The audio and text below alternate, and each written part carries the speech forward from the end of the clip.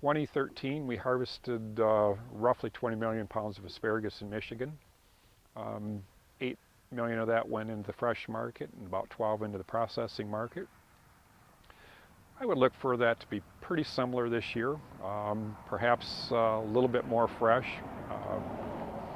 We kind of started out years ago as everybody would have said Michigan was a processing state. We always did a little bit of fresh, but we've been putting more and more emphasis on that each year.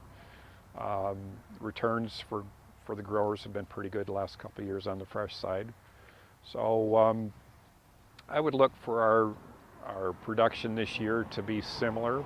Perhaps if we get a favorable June, could even be bumped up a little bit higher than that.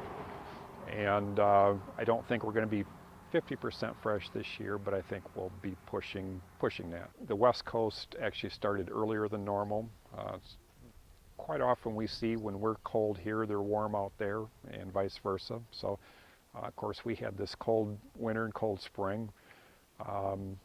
California actually was trying to delay production. Actually, we're disking fields down because the prices were so low with product coming up from Mexico.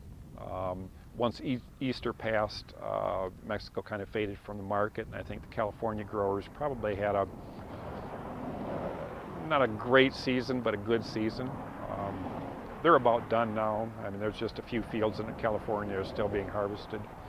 Washington State came into the market about 2 weeks ahead of normal. We always see some overlap between California, Washington, Michigan, Ontario, and New Jersey.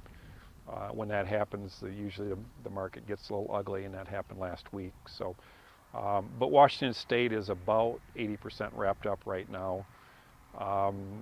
They're guessing that their production is going to be similar to last year, but prices are going to be down. In some cases, to some growers, maybe to the point where they're going to get a little discouraged. So I would say production on the national level will probably be comparable to 2013.